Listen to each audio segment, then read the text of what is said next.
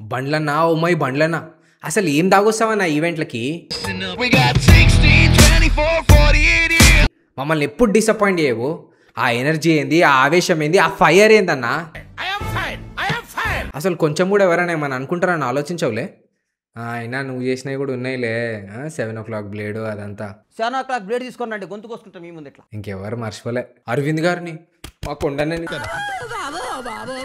ఆఖరికి మహేష్ బాబు పేరు కూడా తీసినావు కదన్నా రౌడీ షర్ట్ అన్నావు మహేష్ బాబు ట్వీట్ అన్నావు కానీ ఏ మాట కామాట కరెక్టే చెప్పినావు ప్రొఫెషన్ వైజ్ వచ్చిన అప్రిషియేషన్ నేను ఎత్తికెక్కించుకోవద్దు అని చెప్పినావు చూసినావా బా మస్తు చెప్పినావు నీ స్పీచ్ కింద కమెంట్లు కూడా చూసినా అన్నీ పాజిటివే ఉన్నాయి ఓడన్నా గట్టిగా వేసుకుంటాడేమో అనుకున్నా కానీ అట్లా ఏం జరగలే చాంచినావు అంతా మంచిగానే ఉంది కానీ ఎందుకు అబ్బబ్బబ్బబ్బ ఎంత పొడుగుందా నీది అంటారు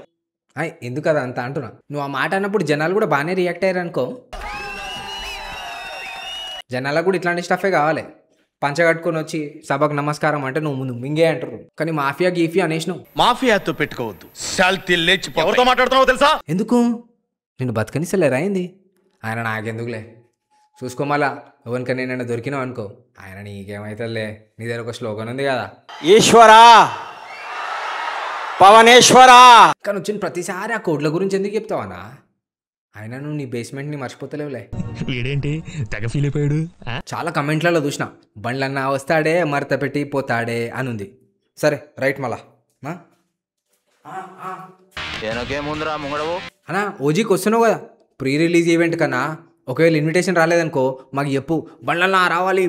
రావాలి అని అంటాం నువ్వు పక్కకే ఉండు వచ్చేసి అట్లా ఏమంటున్నా నేను 7 నుంచి అక్కడే పడుకుంటా మీరు 9 రండి నీ స్పీచ్ కోసమే వెయిట్ చేస్తున్నామన్నా నువ్వు వచ్చి ఓజీ హైప్ ఇంకా పెంచాలన్నా ప్రీ రిలీజ్ తర్వాత మళ్ళీ మాట్లాడదామా రైట్ బాయ్